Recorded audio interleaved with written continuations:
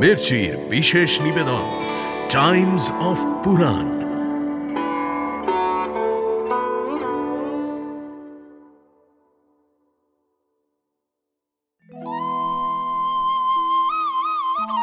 যতক্ষণ উদ্বিগ্নতা ততক্ষণ সত্য মিথ্যার বিচার করা যায় না জ্যেষ্ঠ ভ্রাতা। দূরে ওই শাল গাছের নিচে তোমার সঙ্গে যুদ্ধ করব, চলো। ওই পুরুষই আমার স্বামী হওয়ার যোগ্য, বাকি মানুষগুলোকেও এক্ষুনি বাঁচাতে হবে। আমি বক রাক্ষস, তোর মতো মানুষজন আমার সামনে থর থর করে কাঁপে। আমি জানি ভীমের কিচ্ছু হবে না, ওই রাক্ষসটাকে ও একাই মেরে আসতে পারবে।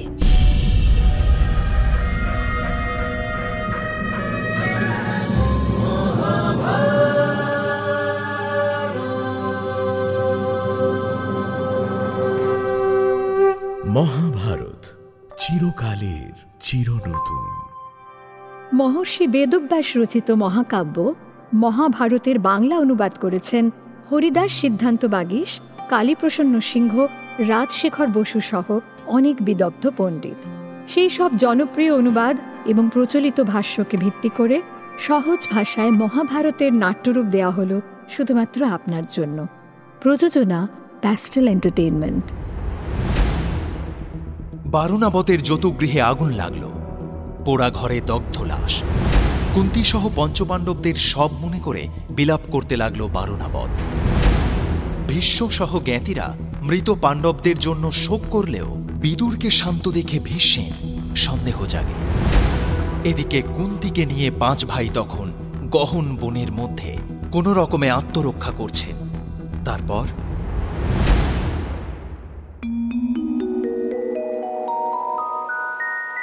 জননী, একটিবার দর্শন দান করে আমাকে ধন্য করুন মাতা। আপনাকে দেখতে না পেরে আমি যে শান্ত হতে পারছি না মাতা।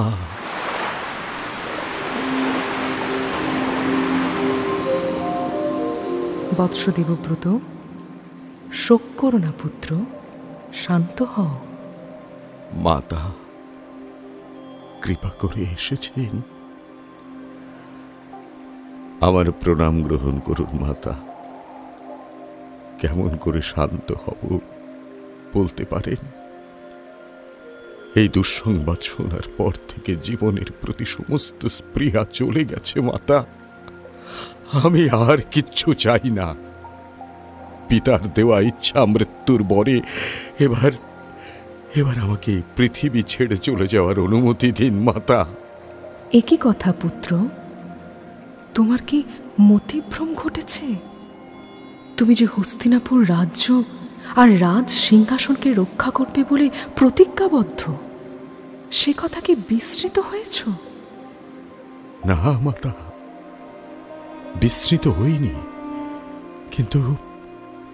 কিন্তু এই নিদারুণ শোক আর কৌরবদের ঘৃণ্য লালসার সামনে নিজেকে আর সংযত রাখতে পারছি না। সিংহাসন আর রাজার প্রতি দায়বদ্ধ আমি। মনের কোনো দুর্বলতায় যদি তার অপমান করে ফেলি, এই আশঙ্কাই এখন তীব্র হয়ে উঠছে মাতা। ছি দেবব্রত, তুমি না ঋষি বশিষ্ঠের শিষ্য?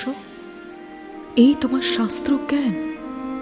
শোক, তাপ, অসংযম, ক্রোধ, এই সব মানসিক দুর্বলতার চিহ্ন। তুমি তো তোমার কর্মের কাছে সমর্পিত। বিপুল কর্মপ্রবাহ তোমাকে যেমন চালাবে, তুমি তেমনই চলবে। এর মধ্যে তোমার নিজস্ব ইচ্ছা অনিচ্ছা আসছে কোথা থেকে? ভুলো না দেবব্রত, তুমি শুধুমাত্র তোমার কর্মের হাতে বন্দী। এই কর্মই মানুষের নিয়তি হয়ে ফিরে আসে। পৃথিবীতে জন্ম লাভ করলে এর থেকে মুক্তি নেই। শান্ত অনপেক্ষ চিত্তে শুধু কর্ম করে যাও দেবব্রত। আশেপাশে কে এলো আর গেল তা যেন তোমাকে বিচলিত না করে। ক্ষমা করবেন মাতা, মোহের বশে আমি দুর্বল হয়ে পড়েছিলাম। কিন্তু মাতা, পাণ্ডবদের সত্যিই কোনো বিপদ ঘটেনি তো? তারা কুশলে তো? এই আশ্বাসটুকু পেলেই আমি শান্ত হই। আপনি কৃপা করে আমার মনের এই গুরুভার লাঘব করুন। তোমার শান্তি কিংবা অশান্তি, জয় কিংবা পরাজয়, এসবই হস্তিনাপুরকে ঘিরে। হস্তিনাপুরেই যারা নেই, তারা তোমার চিত্তচাঞ্চল্যের কারণ হয় কি করে? নিজের সীমা আর শপথ আজীবন এই দুটিকে স্মরণ রেখো দেবব্রত। এমন সাধারণের মতো মালিন্য তোমাকে মানায় না। যাও বৎস, প্রাসাদে ফিরে যাও। যথা আজ্ঞা। প্রণাম মাতা। সদা সুখী ভব।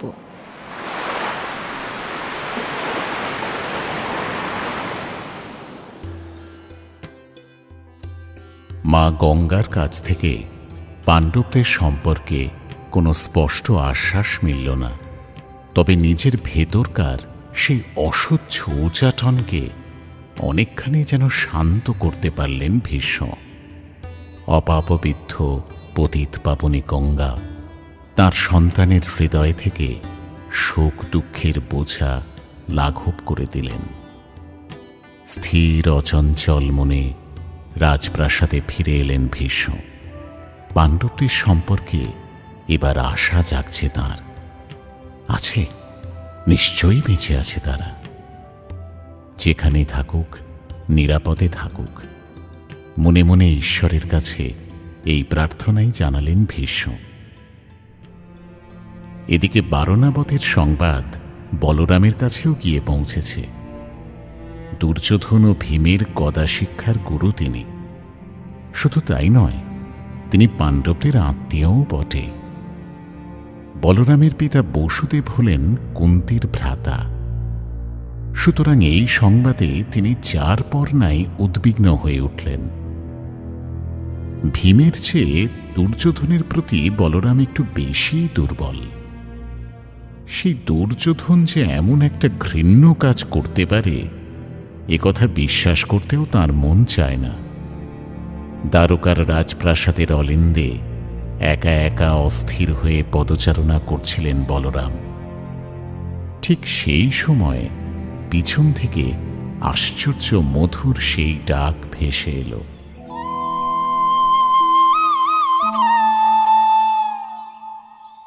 জ্যেষ্ঠ ভ্রাতা, আপনাকে এত অস্থির দেখছি যে, কি হয়েছে আপনার? ও কৃষ্ণ, আচ্ছা কৃষ্ণ, তুমি বলো তো, এ কি করে সম্ভব? কোনটা অসম্ভব বলে মনে হচ্ছে আপনার? বারণাবতে পাণ্ডবরা পুড়ে ছাই হয়ে গেছে। এ কি সংবাদ শুনলাম অনুজ? আপনি শোনেননি যে ওই গৃহটা আসলে যৌতুক ছিল? দাহ্য পদার্থ দিয়েই ওই গৃহ তৈরি। একটা স্ফুলিঙ্গই সেখানে প্রাণঘাতী হয়ে উঠতে পারে। আর ঠিক সেটাই হয়েছে। কিন্তু কিন্তু যুধিষ্ঠির তো এত বিচক্ষণ। যুধিষ্ঠির ওই যৌতুকগৃহে কেন গেলেন তাই তো? হ্যাঁ হ্যাঁ, ভ্রাতা যুধিষ্ঠির তো নিজে থেকে ওই গৃহে যাননি। তাকে পুরোজন আমন্ত্রণ করে নিয়ে গেছে। ধর্মরাজ সেই আমন্ত্রণে সাড়া দিয়েছেন মাত্র। হ্যাঁ হ্যাঁ, যৌতুকগৃহে যাওয়াটা পাণ্ডবদের নির্বুদ্ধিতা নয় জ্যেষ্ঠ ভ্রাতা, ওটা পাণ্ডবদের অসহায়তা। তাদের সেই অসহায়তার সুযোগ নিয়ে যৌতুকগৃহটা যে তৈরি করল, এবার তার কথা ভাবুন তো। পুরোচন পুরোচন নিমিত্ত মাত্র। সে হস্তিনাপুরের নির্দেশ পালন করেছে।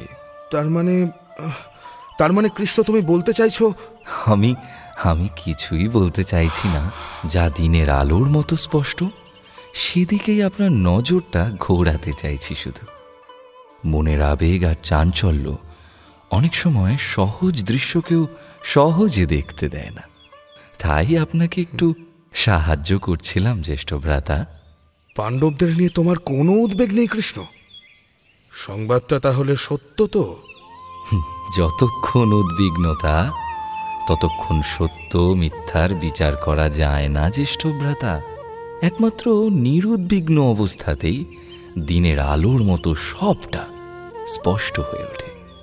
ভ্রাতা যুধিষ্ঠিরও ঠিক এই পথেরই পথিক। আসুন আসুন ভ্রাতা, কক্ষে আসুন, আপনাকে বেশ পরিশ্রান্ত দেখাচ্ছে। আপনার বিশ্রামের প্রয়োজন। বেশ, চলো।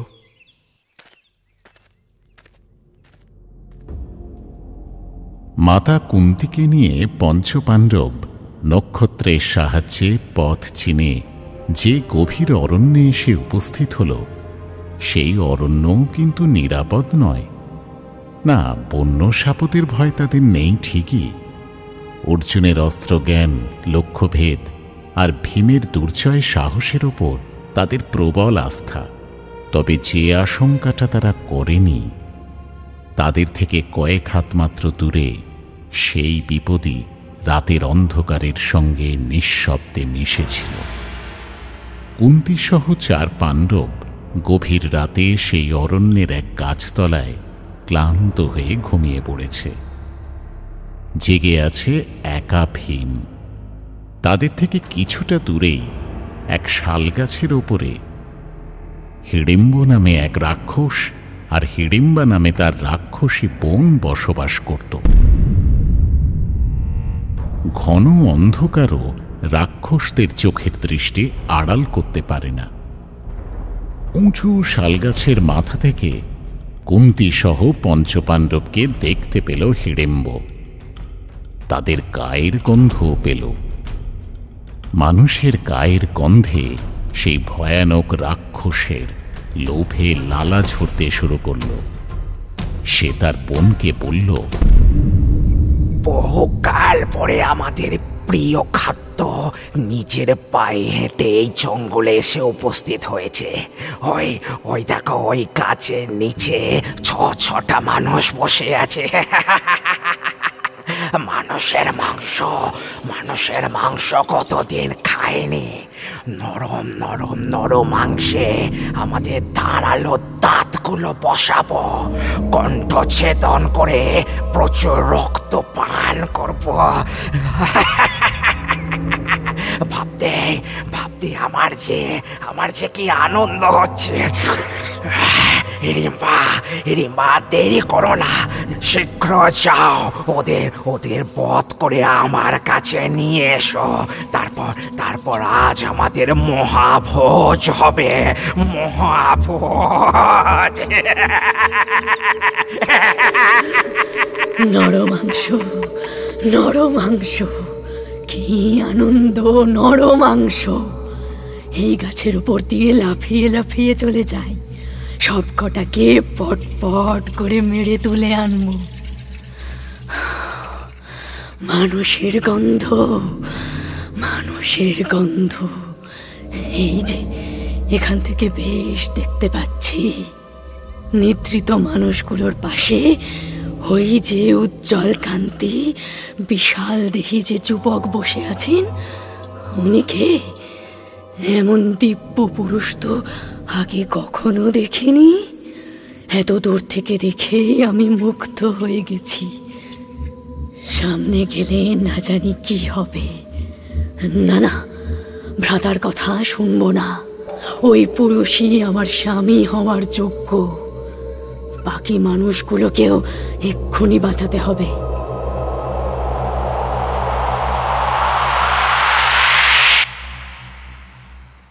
হে পুরুষ শ্রেষ্ঠ, কে আপনি? কোথায় থাকেন? এই যে দেবতুল্য পুরুষেরা এবং এই কোমল রমণী ঘুমিয়ে রয়েছেন, হীরাই বা কারা? আপনি কি জানেন যে সামনেই আপনাদের ঘোর বিপদ আসছে? বিপদ? কিসের বিপদ? আর তুমিই বা কে? আমার নাম হিড়িম্বা। এই বনেই আমার ভ্রাতা হিড়িম্ব রাক্ষস বাস করে। সে আপনাদের মাংস খেতে চায় বলে আপনাদের ধরে আনার জন্য আমাকে পাঠিয়েছে। কিন্তু আমি আপনাকে দেখে মুগ্ধ হয়েছি। আপনি যদি আমার পতি হন, এই মুহূর্তে এদের জাগিয়ে দিন। আপনাদের সকলকে পিঠে করে নিয়ে আমি শূন্য পথে উড়ে যাব। আমার ভ্রাতা তাহলে আপনাদের কোনো ক্ষতি করতে পারবে না। শোনো কন্যা, এরা এখন পরিশ্রান্ত হয়ে ঘুমিয়ে আছে, এদের জাগাতে পারবো না। রাক্ষস, চক্ষ, রক্ষ, গন্ধর্ব যেই আসুক না কেন, তাদের সকলকে আমি একাই বধ করতে পারবো। আমাকে নিয়ে কোনো চিন্তা করো না, তোমার ভ্রাতাকে এখানে পাঠিয়ে দাও। আপনি জানেন না কুমার, সে অতি সাংঘাতিক রাক্ষস। তার ক্রোধ থেকে আজ অবধি কেউ প্রাণ নিয়ে ফিরতে পারেনি। আমার পিঠে উঠে আপনি শিগগির এখান থেকে চলুন। এদের রাক্ষসের হাতে ছেড়ে দিয়ে আমি তোমার সঙ্গে চলে যাব? না, কখনো না। ডাকো তোমার রাক্ষস ভ্রাতাকে, তাকে প্রাণে মেরে তারপর এই জায়গা ছেড়ে যাব আমি। হিড়িম্বার দেরি হচ্ছে দেখে হিড়ম্ব এবার দ্রুত বেগে পাণ্ডবদের কাছে এসে উপস্থিত হল। ভাটার মতো রক্তবর্ণ চোখ দুটো রাগে ধিকি ধিকি জ্বলছে, রক্তবর্ণ চুল, মুখের পাশ দিয়ে ধারালো দুটো দাঁত নেমে এসেছে। বিকট কালো শরীর জুড়ে বন্য পশুর মতো রোম, বিরাট বিরাট গাছের মতো তার হাত পা। পাণ্ডবদের কাছে এসে তার বোনের মোহিনী রূপ দেখতে পেল সে। পরনে তার সূক্ষ্ম বসন, গায়ে বহুমূল্য অলঙ্কার, মাথায় ফুলের মালা। এই দেখেই তার আর কিছু বুঝতে বাকি রইল না। রাগে অগ্নিশর্মা হয়ে সে বলে উঠল, শয়তানে, শয়তানে, তুই অসতী, তুই অসতী, রাক্ষস কুলে কলঙ্ক। এদের সঙ্গে তোকেও আমি বধ করব, তোকেও বধ করব। আয়, আয়, কে আসবি? আয় আমার কাছে, আয়। শোনো রাক্ষস, তোমার বোনের কোনো দোষ নেই। সে আমার প্রতি অনুরক্তা, তাই আমাকে বাঁচাতে চেয়েছিল। তবে তোমাকে প্রাণে না মেরে আমি এখান থেকে যাব না। ওই দেখো, আমার মাতা ও ভ্রাতারা এখন ঘুমোচ্ছে। এদের আমি জাগাতে চাই না। চলো, দূরে ওই শাল গাছের নিচে তোমার সঙ্গে যুদ্ধ করব। চলো। দূরে গাছের নিচে হিড়িম্ব রাক্ষস আর ভীমের মধ্যে ভয়ঙ্কর মল্লযুদ্ধ শুরু হল। সেই যুদ্ধের শব্দে কুন্তী এবং 4 পাণ্ডবের ঘুম ভেঙে গেল। ঘুম ভেঙেই চোখের সামনে আশ্চর্য সুন্দরী হিড়িম্বাকে দেখে এবং তার মুখ থেকে সব কথা শুনে তাড়াতাড়ি সেই যুদ্ধস্থলে গিয়ে দাঁড়ালো অর্জুন। দূর থেকে চিৎকার করে ভীমকে সে সাবধান করে দিল। মধ্যম ভ্রাতা, ভোর হয়ে আসছে। রৌদ্র উঠলে রাক্ষসরা আরো প্রবল শক্তিশালী হয়ে ওঠে। আপনি দেরি করবেন না, এই সময় ওকে মেরে ফেলুন। আমাদের এখান থেকে যেতে হবে। মনে হয় খুব কাছেই কোনো নগর আছে, যেখানে গেলে দুর্যোধনরা আর আমাদের খুঁজে পাবে না। আপনি দ্রুত হাতে কাজ শেষ করুন মধ্যম ভ্রাতা। ঠিক বলেছ অনুজ, একে আর বাঁচিয়ে রাখা ঠিক হবে না। এই দেখ রাক্ষস, মাথার ওপর দিয়ে ঘুরিয়ে কেমন করে তোকে দূরে ছুঁড়ে ফেলে দি। যা, এবার তুই মর। আরে, এই রাক্ষসীটাও বা বাকি থাকে কেন? জানো তো, রাক্ষস কুলের শেষ রাখতে নেই। মোহিনী মায়া জানে এরা যে কোনো সময় অনিষ্ট করতে পারে। এসো এসো হিড়িম্বা, তোমাকেও তোমার ভ্রাতার কাছে পাঠিয়ে দিই। দাঁড়াও ভীম, স্ত্রী হত্যা মহাপাপ।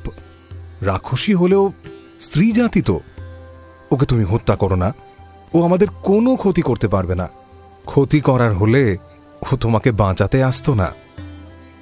প্রণাম মাতা। আপনার পুত্রের প্রতি অনুরাগে আমি আমার ভ্রাতাকেও ত্যাগ করে এসেছি। আপনাদের কোনো অনিষ্ট আমি করব না। আমাকে দয়া করুন, আপনার এই মধ্যম পুত্রের সঙ্গে আমাকে মিলিত হতে দিন। কিছুকাল এর সঙ্গ সুখ লাভ করে আবার আপনাদের কাছে একে ফিরিয়ে দিয়ে যাব। আমাকে বিশ্বাস করুন মাতা, আমাকে মনে মনে স্মরণ করলেই আমি আপনাদের সেবায় উপস্থিত হব। আমি তোমাকে বিশ্বাস করি কল্যাণী, তবে ভীমের তোমার সঙ্গে যাওয়া না যাওয়ার ক্ষেত্রে আমার জ্যেষ্ঠ পুত্রের আদেশই শেষ কথা। শোনো কল্যাণী, ভোরবেলা স্নান নান্ধিক করে ভীম তোমার কাছে যাবে, আর সূর্যাস্ত হলেই ওকে আবার আমাদের কাছে পাঠিয়ে দেবে। মনে থাকবে তো? আগে তাই হবে। হিড়িম্বা, যতদিন তোমার সন্তান না হয় ততদিন আমি তোমার কাছে যাব, কিন্তু সন্তান লাভ হলে আমাকে আর পাবে না, এই কথাটা মনে রেখো। ভীমের কথায় সম্মত হয়ে তাকে নিয়ে আকাশপথে চলে গেল হিড়িম্বা। কিছুকাল পরে ভীম ও হিড়িম্বার একটি পুত্র হল। ইন্দ্রের অংশে জন্ম লাভ করা এই জাতক অতি ভীষণ বলবান হল। মুখখানি তার বিশাল, মাথাটি ঘটের মতো এবং কেশবিহীন। কানের পাতা দুটি অতি দীর্ঘ, দাঁতগুলিও ভয়ানক দীর্ঘ ও তীক্ষ্ণ। হাতের নখগুলি সুচালু। তার নাম হল ঘটোৎকচ। রাক্ষসের সন্ততিরা জন্মানোর পরেই যৌবন লাভ করে, ঘটোৎকচও তাই করল। ক্রমে অস্ত্রবিদ্যাতেও পারদর্শী হয়ে উঠল। পাণ্ডবদের পরম স্নেহের সন্তান হয়ে উঠল ঘটোৎকচ। একদিন ভীমের বিচ্ছেদ আসন্ন বুঝে হিড়িম্বা আর ঘটোৎকচ কুন্তী ও পাণ্ডবদের প্রণাম করতে এলো। কুন্তী আশীর্বাদ করে বলল, বৎস ঘটোৎকচ, তুমি কুরু বংশে জন্মগ্রহণ করেছ। পাণ্ডবদের জ্যেষ্ঠ পুত্র তুমি, সাক্ষাৎ ভীমের মতোই মহাবীর। তুমি আমাদের সাহায্য করো বৎস। প্রণাম পিতামহী, আপনি চিন্তা করবেন না। যে কোনো সংকটে আমাকে মনে মনে আহ্বান করলে আমি সঙ্গে সঙ্গে সেখানে উপস্থিত হয়ে যাব। এখন তবে আজ্ঞা দিন, মাতাকে নিয়ে আমি প্রস্থান করি।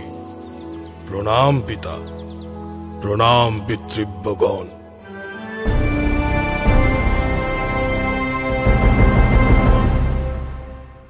কুন্তী এবং পঞ্চপাণ্ডবকে প্রণাম করে মাতা হিড়িম্বাকে নিয়ে উত্তর দিকে চলে গেল ঘটোৎকচ। পাণ্ডবরাও মাতা কুন্তীকে নিয়ে অরণ্য পথে আরও দূর দেশে পাড়ি দিল। বায়ুবেগে যাতায়াতের সুবিধা হবে বলে মাতা কুন্তীকে পৃষ্ঠদেশে বহন করে নিয়ে চলল ভীম। তবে পাণ্ডবরা শুধু যে নিরাপত্তার কারণে চিন্তা করল এমনটা নয়। কিন্তু এই ঘোর সংকটকালেও চলাচলের মধ্যে যেখানে যেমন সুযোগ পেল, বেদ, উপনিষদ ইত্যাদি শাস্ত্রের পাঠ গ্রহণ করতে করতে এগোতে লাগল তারা।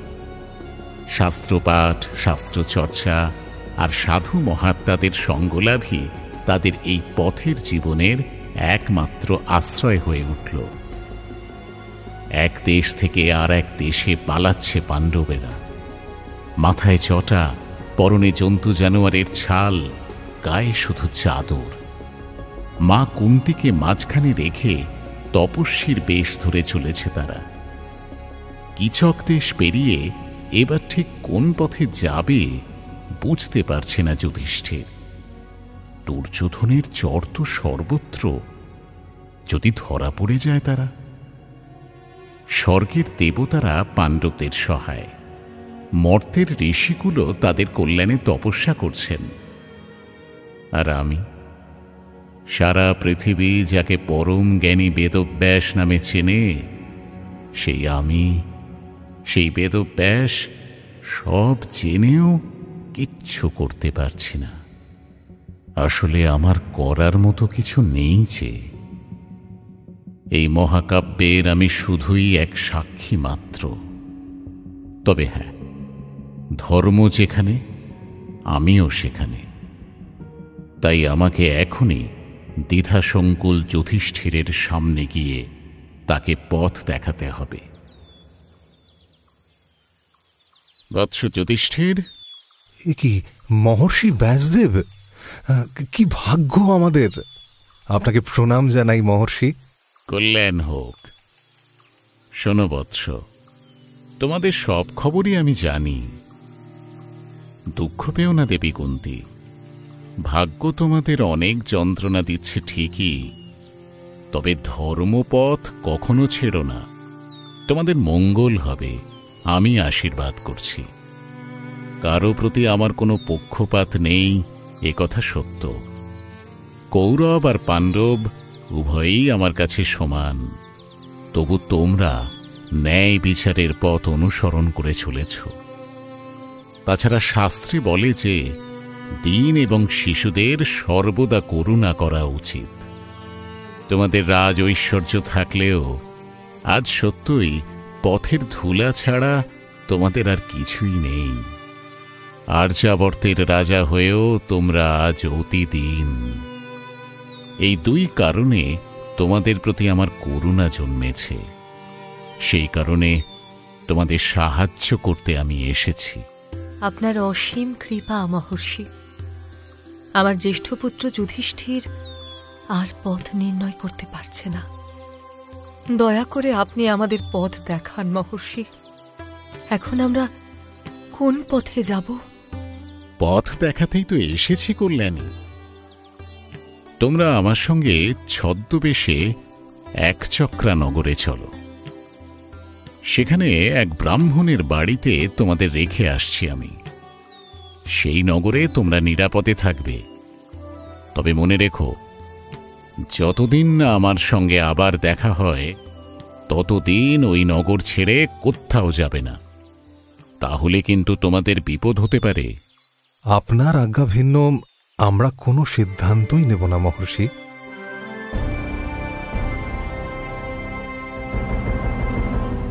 একচক্রা নগরের বিশেষ নামধাম নেই, তবে এ নগরে বেশ কয়েকজন ধর্মপ্রাণ ব্রাহ্মণ আছেন। অতিথিদের তাঁরা দেবতার মতোই যত্ন আত্তি করেন। তেমনি এক ব্রাহ্মণের ঘরে পাণ্ডবরা আত্মগোপন করলে। নিজেদের নামধাম, পরিচয় আর বেশবাস এমনভাবে বদলে ফেলল যে তাদের তখন আর কেউই কোনো মতে চিনতে পারবে না। তবে হ্যাঁ, ৫ জন জ্বলন্ত অগ্নিশিখা যতই তপস্বীর বেশ ধারণ করুক না কেন, আড়ালের আগুনটা তো ফুটে বেরোবেই। ধরা পড়ে যাওয়ার ভয় একটু ছিল বটে, তবে একচক্রার মানুষজন বড়ই সাদাসিধে। হস্তিনাপুরের রাজকুমারদের কথা তারা কল্পনাতেও আনতে পারবে না। পাণ্ডবদের চিনে ফেলা তো আরও দূরের কথা। তাই তারা সেখানে যে নিরাপদে থাকতে পারবে সে বিষয়ে অন্তত আমার কোনো সংশয় ছিল না। তাছাড়া একচক্রা নগরের বাসিন্দারা বেশ বিপদে আছে, আর সেই বিপদ নিয়ে তারা এতটাই নাজেহাল যে অন্য কিছু ভাবার মতো সময়ও তাদের নেই। একচক্রার এক ব্রাহ্মণের বাড়িতে কুন্তী আর তার 5 ছেলেকে নিয়ে হাজির হলাম আমি। গৃহস্বামী কি গৃহে আছেন? প্রণাম মহর্ষি ব্যাসদেব। কি সৌভাগ্য আমার। কল্যাণ হোক, কল্যাণ হোক। এই 5 জন তপস্বী আর তাঁদের মাতা কয়েকদিন আপনার গৃহে অতিথি হয়ে থাকতে পারেন কি? ভিক্ষা করে খাবেন এরা, সেটাই এদের ব্রত। হ্যাঁ, অবশ্যই পারেন। আমি সানন্দে সেই আয়োজন করে দিচ্ছি। অতিথি নারায়ণ, আপনাদের স্বাগত জানাই। অনুগ্রহ করে আমার সঙ্গে ভেতরে আসুন। ওগো ব্রাহ্মণী, দেখো দেখো আমাদের কি সুখের দিন আজ। ওই গো, কোথায়? এখানকার মানুষজন বেশ সরল। এখানে ভিক্ষা পেতে কোনো অসুবিধা হবে না বোধহয়। রৌদ্রের তেজ ক্রমশ বাড়ছে পুত্র। এই বেলা তোমরা ভিক্ষা করতে বেরিয়ে পড়ো, না হলে দুপুরের মধ্যে আহার করা সম্ভব হবে না। হ্যাঁ মাতা, আমরা 4 ভ্রাতা ভিক্ষা গ্রহণ করতে বেরোচ্ছি। আপনার কাছে একজন থাকবে। নমো নারায়ণায়। এই গৃহে কেউ আছেন? তপস্বীকে 1 মুঠো ভিক্ষা দেবেন মাতা। প্রণাম সাধু বাবা। আমার দ্বারে আজ স্বয়ং মহাদেব এসে দাঁড়িয়েছেন। কি সৌভাগ্য আমার। আমি জন্ম ভিখারি মাতা। দয়া করে যা দেবেন তাতেই সন্তুষ্ট হব।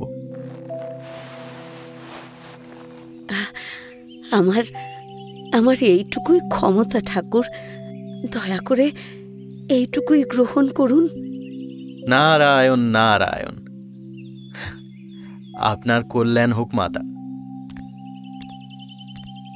আজ যথেষ্ট ভিক্ষা মিলেছে, এবার ঘরে ফিরে যাই। মাতা কুন্তী আমাদের পথ চেয়ে বসে আছেন।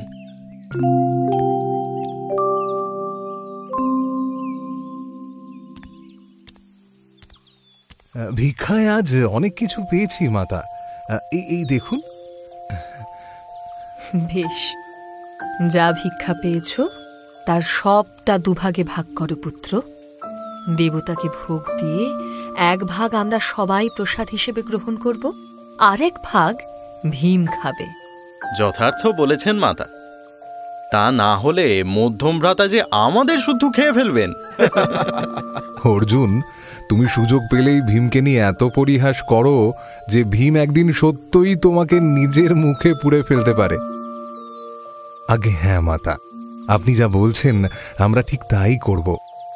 ভ্রাতা ভীম, তুমি রান্নার আয়োজন করো, আমরা ততক্ষণে স্নান সেরে আসছি। একচক্রা নগরে পাণ্ডবরা বেশ শান্তিতেই ছিল। ভিক্ষা করে খেত আর আত্মগোপন করে থাকত। সেদিন 4 ভাই ভিক্ষা করতে বেরিয়েছে। ভীম সেদিন মাতা কুন্তীর সঙ্গে ঘরেই আছে। এমন সময় পাশের ঘর থেকে কান্নার আওয়াজ ভেসে এলো। কে যেন কাঁদছে মনে হচ্ছে। কোনো কোনো অঘটন ঘটেনি তো? আমি বরং গিয়ে দেখে আসি মাতা। হ্যাঁ পুত্র, মনে হচ্ছে এই বাড়ির গৃহস্বামী কাঁদছেন। না না, তুমি থাকো, আমি গিয়ে দেখছি। পারিবারিক সমস্যা হলে তোমার সামনে যাওয়াটা ঠিক হবে না।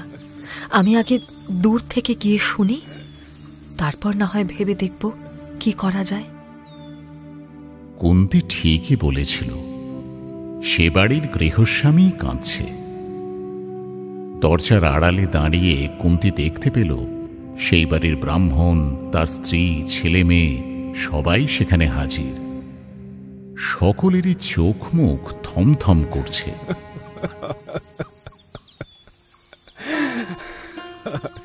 হায় ভগবান, এই দিনটাই ভয় পাচ্ছিলাম। এবার কি হবে? তোমাদের ছেড়ে আমাকে চলে যেতে হবে। তো তোমাদের কে দেখবে? হে ভগবান, এ কি হলো? এবার আমি কি করি? আমি তোমায় আগেই বলেছিলাম, ব্রাহ্মণী, এই অভিশপ্ত স্থান ছেড়ে আমরা চলে যাই, কিন্তু তুমি কোনো কথা শুনলে না। তোমার পিতা আর তোমার নিজের জন্মভূমি বলে মায়ায় বাঁধা পড়লে। তোমার পিতা তো কবেই পরলোকে চলে গেছেন, এখন আমাদের কি হবে বলো? তোমার জন্ম আর জীবন এবার সবটাই তো অনিশ্চিতের মুখে। আমি না থাকলে। না না না না, তুমি থাকো, তুমি থাকো, আমি যাই। তুমি চলে গেলে আমরা সবাই যে ভেসে যাব গো। সংসার কে চালাবে? সব শেষ হয়ে যাবে, সব শেষ হয়ে যাবে। আমি একা কি করে সামলাবো বলো? হে স্বামী, তুমি যেও না, যেও না, তুমি আমাকে অনুমতি দাও। না না, তোমরা কেউ না, কেউ না, আমি যাব। আমি কদিন পরে আমাকে তো বিবাহ দিয়েই দেবে। পরের ঘরে চলে যাব, তার চেয়ে এখনই চলে যাই। আমি যাব পিতা, আমাকে অনুমতি দাও। আমি যাব। রাক্ষসটাকে আমি এই ঘাসের গোছা দিয়ে ঠিক মেরে আসবো, তোমরা দেখো। কে কে কে ওখানে? কিছু মনে করবেন না, আপনাদের কান্নাকাটির আওয়াজ পেয়ে আমি আর ঘরে থাকতে পারলাম না। আপনাদের কি কোনো বিপদ হয়েছে? কোথাও একটা যাওয়ার কথা বলছিলেন যেন, কি আছে সেখানে? বিপদ বলে বিপদ, সে এক ভয়ানক বিপদ। ভদ্রে, শুধু আমরা নই, এই গোটা এক চক্রা নগর আজ সাংঘাতিক বিপদের মুখে পড়েছে। আপনারা আমাদের অতিথি, এসব কথা শুনে আপনারা মিছিমিছি বিব্রত হবেন কেন? না না, এসব আপনি কি বলছেন? আপনি আমাদের আশ্রয় দিয়েছেন, আর উপকারীর যে সাধ্যমতো উপকার করে একমাত্র তাকেই ধার্মিক বলা হয়েছে শাস্ত্রে। আপনার বিপদের দিনে আমরা পাশে দাঁড়াবো না? কি হয়েছে একটু খুলে বলুন না, শুনি। যদি সত্যিই আমরা কোনো উপকারে আসতে পারি, সেই জন্যই আপনাকে জিজ্ঞাসা করছি। এই এক চক্রা দুর্ভাগ্য কেউ খণ্ডাতে পারবে না ভদ্রে, কেউ না, কেউ না। যে রাজ্যের রাজা থেকেও নেই, সেই রাজ্যের সকলকেই তো এক এক করে ওই রাক্ষসের পেটে যেতে হবে। রাক্ষস? এখানে রাক্ষস আছে? হ্যাঁ ভদ্রে, এক ভয়ানক রাক্ষস আছে। তার নাম বক রাক্ষস। ওই যে দূরের পাহাড়টা দেখছেন, ওই পাহাড়ের মাথায় এক গুহার মধ্যে সে থাকে। এই এক চক্রা নগরের রাজা খুবই দুর্বল, রাজ্যকে রক্ষা করার কোনো ক্ষমতাই নেই তার। ওই বক রাক্ষসই এই রাজ্যকে পাহারা দেয়, আর তার বদলে রোজ প্রচুর খাবার, 2টো মোষ আর একজন করে মানুষ চাই তার।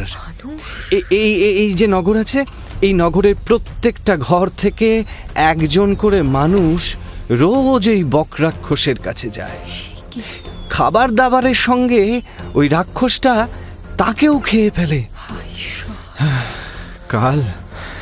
কাল আমাদের পালা। এই ঘর থেকে একজনকে সেখানে যেতে হবে। আমি ছাড়া আর কে যাবে বলুন? অথচ আমি চলে গেলে এদেরকে কে দেখবে বলুন তো? না না, এই কি কথা? আপনি যাবেন কি? আমার তো 5টি ছেলে আছে, তাদেরই কেউ একজন যাবে। বকরাক্ষসের কাছে মানুষ গেলেই তো হলো। সে কোথাকার মানুষ তাতে তো তার কোনো দরকার নেই। আপনি নিশ্চিন্ত থাকুন। না না না না না না, তাহা হয় না, তা হয় না।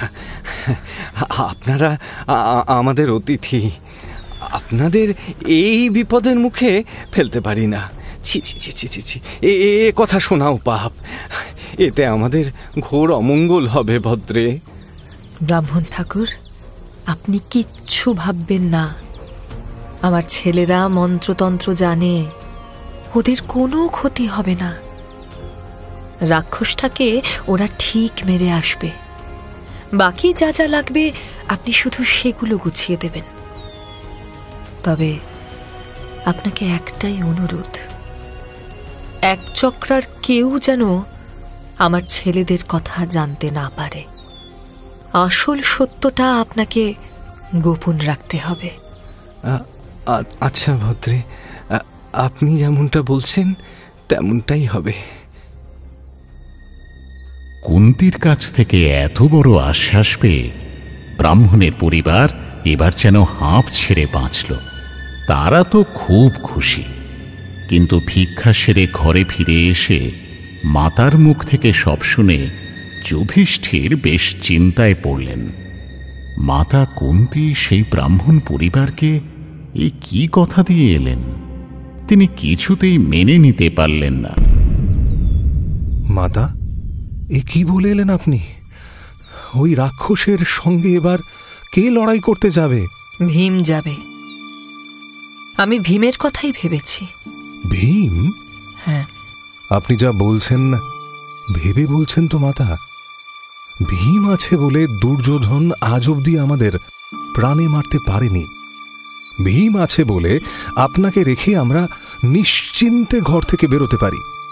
কোনো শত্রুরও আমাদের দিকে চোখ তুলে তাকানোর মতো সাহস হয় না। সেই ভীমকে আপনি বিসর্জন দিতে চাইছেন?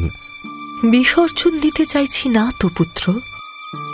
রাক্ষসটাকে মেরে এই নগরকে বিপদমুক্ত করতে চাইছি। এই নগর, এই ব্রাহ্মণ পরিবার, তারা আমাদের আশ্রয় দিয়েছেন। আশ্রয়দাতাকে প্রত্যুপকার ফিরিয়ে দেওয়াটা আশ্রিতের কর্তব্য। আমি জানি ভীমের কিচ্ছু হবে না। ওই রাক্ষসটাকে ও একাই মেরে আসতে পারবে। ভীমের শক্তির ওপরে সেই বিশ্বাস আমার আছে। আপনি যথার্থ বলেছেন মাতা। আমি একাই ওই বক রাক্ষসকে মেরে আসব। কাল ওর খাবার দাবার নিয়ে আমিই যাব।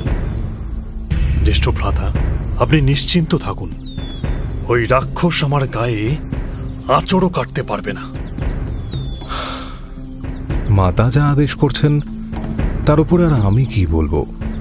ভগবান তোমার সহায় হন অনুজ, সাবধানে যেও। কল্যাণ হোক বৎস।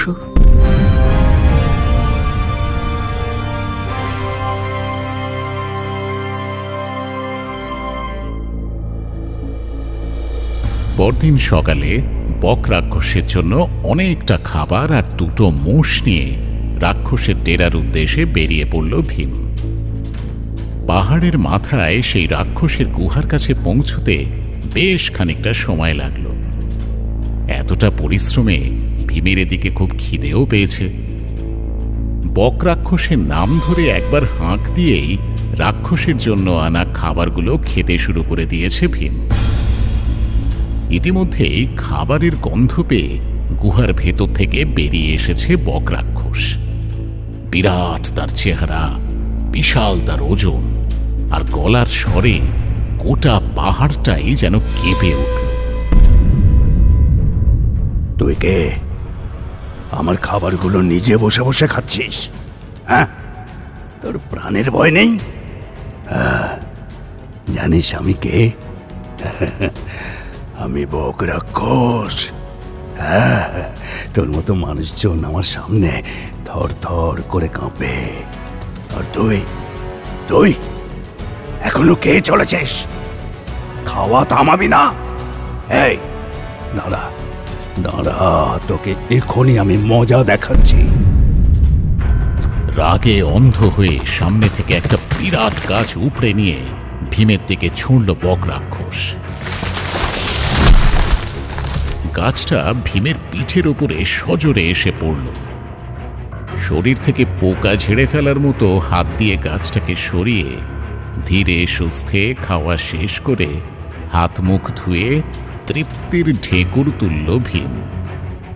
ততক্ষণে দিশেহারা বক রাক্ষস প্রবল বেগে ভীমের দিকে ছুটে আসছে। রাগে তার শরীরটা যেন আরো দ্বিগুণ হয়ে ফুলে উঠেছে। সামান্য একটা মানুষ হয়ে তোর এত বড় স্পর্ধা! তুই আমার ডেরা এসে আমাকে অপমান করছিস? আমি এখনই তোকে মেরে ফেলবো। আজ বক রাক্ষসের পেটে যাবি তুই। তারপরে গোটা এক চক্রা নগরকে ধ্বংস করব আমি।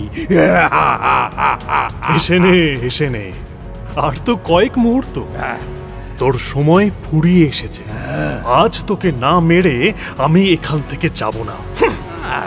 কীট পতঙ্গের মতো টিপে মার, তারপর এক চক্রা নগরের দরজায় তোকে ফেলে রেখে আসবো। কি বললি? হ্যাঁ, কি বললি? তবে রে! ভীমের দিকে সবেগে ছুটে আসছিল বক রাক্ষস। কাছাকাছি আসতেই তার উপরে লাফিয়ে পড়ে রাক্ষসকে মাটিতে ফেলে দিয়ে তার বুকের ওপর বসে পড়ল ভীম। আমাকে মারবি তুই? ভীমকে মারবি? নেই, এবার নিজে মর। তারপর সে দুহাত দিয়ে রাক্ষসের গলাটা টিপে ধরল। পাহাড় ফাটানো চিৎকার করে বক রাক্ষস সেখানেই মরে গেল।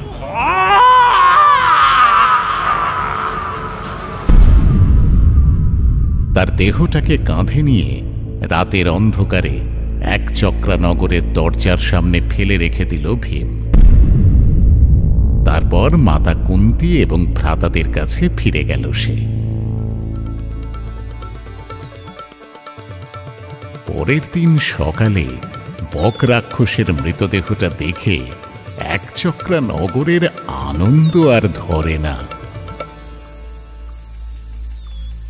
বক রাক্ষস বধের পরে একচক্রা নগরে বাস করার ব্যাপারে পঞ্চপাণ্ডবের মন সায় দিচ্ছিল না।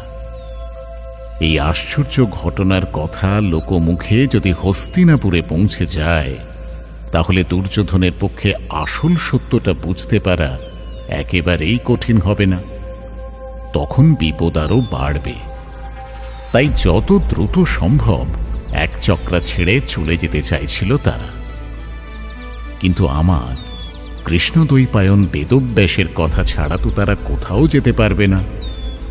তাই আমার অনুমতির জন্য তারা অধীর আগ্রহে অপেক্ষা করছিল। আর এই অপেক্ষা পর্বের মধ্যেই নিজেদের জীবনের সবচেয়ে গুরুত্বপূর্ণ সংবাদটি শুনতে পেল তারা।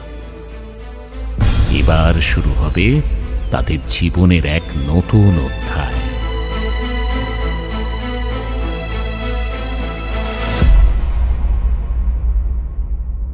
পাঞ্চাল দেশের রাজকন্যার স্বয়ম্বর হবে। সেই কন্যা কোনো সাধারণ জাতিকা নন, তার জন্মের এক গুপ্ত রহস্য আছে। আর্যাবর্তের সমস্ত রাজা সেই কন্যার জন্য অপেক্ষা করছেন। সেই অদ্ভুত স্বয়ম্বর দেখতে উৎসাহী হলেন পাণ্ডবরা। কিন্তু পথে এলো এক মহাবিপদ। পাণ্ডবরা নিরাপদ তো? শুনুন আগামী পর্বে। শুনলেন মহাভারত। মুখ্য চরিত্রে ব্যাসদেব সঞ্জয় দত্ত, ভীষ্ম উৎপল সরকার, কৃষ্ণ গৌরব তপাদার, বলরাম ইভান, অর্জুন সায়ক আমান, যুধিষ্ঠির সৌমাদিত্য মুখার্জি, কুন্তি মধুবন্তী মিত্র, হিড়িম্বা বর্ণিশা ভট্টাচার্য, ব্রাহ্মণ শঙ্কর চক্রবর্তী, ব্রাহ্মণী গার্গীহর চট্টোপাধ্যায়, বক রাক্ষস প্রবাল মুখার্জি, নাট্যরূপ মহুয়া ব্যানার্জি, শব্দগ্রহণ ও আবহ সত্যজিৎ সেন, শব্দ পরিকল্পনা ও মিশ্রণ সব্যসাচী মুখার্জি, পরিচালনায় শাওলি মজুমদার, সৃজনশীল পরিচালনা ইন্দ্রাণী চক্রবর্তী, প্রযোজনা প্যাস্টেল এন্টারটেনমেন্ট। টাইমস অফ পুরাণ আপনার জন্য মির্চি বাংলা ইউটিউব চ্যানেল এবং গানা অ্যাপে।